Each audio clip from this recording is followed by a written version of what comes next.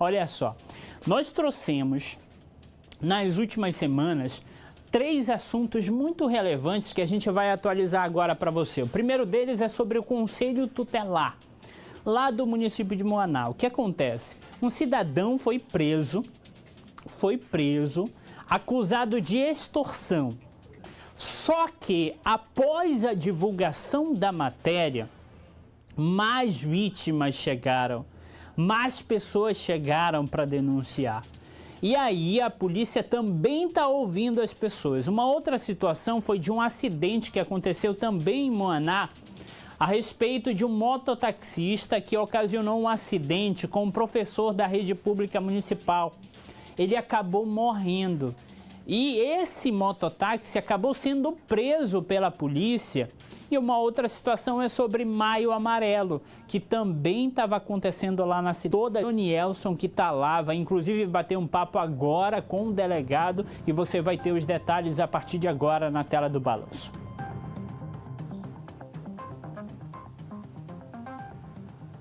Pois é, Marlon, boa tarde a todos do Balanço Geral, a todos aí da Marajó TV, essa audiência massiva. Nós estamos aqui na Depol de Moaná, aqui do meu lado está o delegado Felipe Mendonça, Marlon, para trazer atualizações sobre o caso daquele trágico acidente que fatalizou a vida do professor Fábio.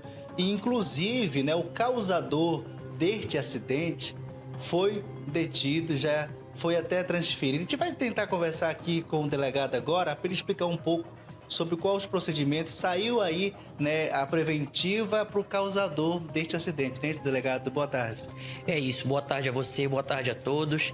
Nós aqui da Delegacia de Moaná demos cumprimento ao mandado de prisão preventiva contra o causador do acidente com base em um pedido nosso, argumentando, como já foi dito, que houve, na verdade, um homicídio doloso, na modalidade dolo eventual, pois o causador do acidente, além de estar embriagado, entrou na contramão da via e não sinalizou. Então nós consideramos que esses elementos indicavam que ele não agiu de forma culposa, sem intenção, mas de forma dolosa, como eu falei, dolo eventual, pois ele assumiu o risco ao adotar essa conduta. O nosso pedido foi aceito pelo Poder Judiciário após manifestação favorável do Ministério Público e na última segunda-feira, dia 26, nós demos cumprimento a esse mandado.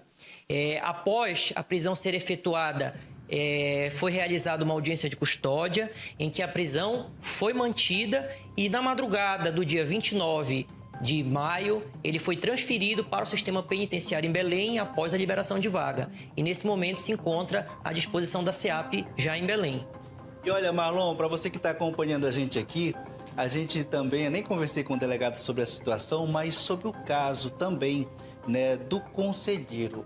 Apareceu alguma outra vítima? Como foi a investigação? Já foi transferido ou se encontra ainda aqui? Esse caso do conselheiro, ele também já foi transferido para o sistema penitenciário em Belém.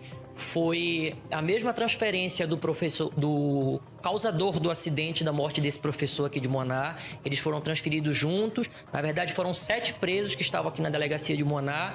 Houve a liberação da vaga e já estão à disposição do sistema penitenciário em Belém. E respondendo à sua pergunta, sim, após a prisão do conselheiro tutelar por um crime de concussão em continuidade delitiva, apareceram 3 outras vítimas, também alegando que ele adotou contra elas o mesmo modus operandi, exigindo valores em dinheiro para não realizar investigações e até mesmo alegando que com aquele dinheiro ele iria influenciar em investigações e ações penais que na verdade nunca existiram. Essas pessoas não estavam respondendo a nada. E ele fazia uma pressão psicológica tão grande que a pessoa acabava cedendo e repassando esses valores a ele.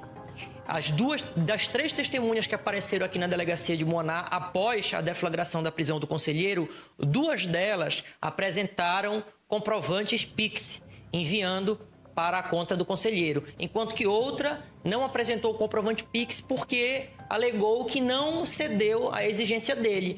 o que não muda muito a configuração do crime, porque o crime de concussão ele se consuma com a mera exigência. Então, mesmo nesse caso em que a pessoa não passou o dinheiro para ele, nós também vamos fazer um procedimento pelo crime de concussão, porque ele exigiu dessa pessoa uma quantia em dinheiro muito grande, valendo-se da condição de conselheiro tutelar. Inclusive, foi algo que todas as vítimas narraram, que ele dizia: eu sou uma pessoa da lei, eu sou um conselheiro tutelar, eu sou uma autoridade e eu posso prejudicar você. Então, claramente, ele se valia da condição dele enquanto conselheiro tutelar para exigir valores indevidos dessas vítimas. E as investigações prosseguem. Assim como já apareceram 3 vítimas, seguimos à disposição. Faço, inclusive, um chamamento à população. Se você foi vítima desse conselheiro ou se você conhece alguém que foi, oriente essa pessoa a comparecer na delegacia de polícia de Moaná para que nós façamos o procedimento correto e ele seja responsabilizado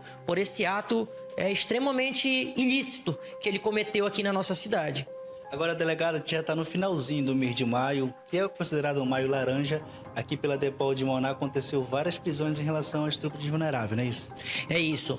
Como você bem disse, nós estamos finalizando o Maio Laranja, um período de intenso combate à violência e exploração sexual contra crianças e adolescentes. Aqui na delegacia de Moaná tivemos uma programação especial, visitamos algumas escolas para debater e levar informação para os alunos sobre essa questão, buscando sempre estratégias para que os jovens e as crianças se sintam estimulados a denunciar, a ter confiança na polícia. E houve ao longo do mês 5 prisões relacionadas a crimes de estupro de vulnerável, sendo 2 delas de pessoas que já foram condenadas pela justiça para que cumpram as penas e outras 3 prisões preventivas, sendo a última delas agora na terça-feira, um homem de 31 anos, apontado como autor do crime de estupro de vulnerável contra a sobrinha da sua esposa. Portanto, tendo com ele uma relação de afinidade, uma relação de parentesco por afinidade, o que agrava ainda mais a pena dele. Também em continuidade delitiva, que é quando o crime ocorre várias vezes em semelhante contexto, no mesmo ambiente, contra a mesma vítima. Pois é, delegado, a gente agradece pela entrevista. Estamos aqui direto da DEPOL.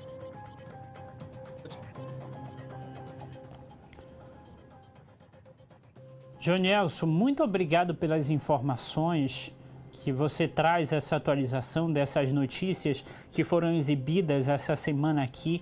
E eu preciso de fato reconhecer o trabalho da Polícia Civil no município de Moaná, também da Polícia Militar, mas o trabalho de investigação que vem sendo desenvolvido. Parabenizar o delegado Felipe aí pela atuação rápida, dando resposta, acompanhando os casos de denúncias graves também, já atualizando agora com eventuais denúncias sendo recebidas pela polícia.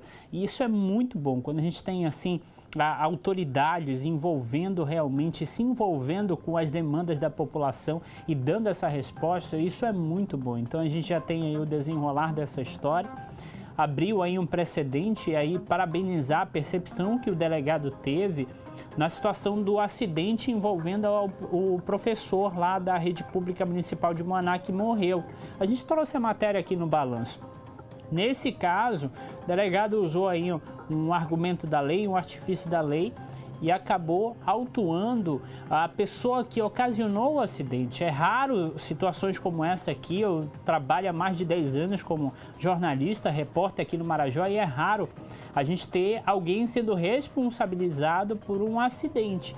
Já nesse caso, o delegado conseguiu, com a argumentação, com as provas, com os vídeos, inclusive solicitar a prisão do mototáxi que ocasionou o acidente, e a justiça acatou. Então é incrível esse trabalho detalhista, esse trabalho bem feito aí que vem sendo realizado pela delegacia de Moaná. Parabéns, e a gente continua acompanhando, e atualizações a gente traz aqui dentro do Balanço Geral.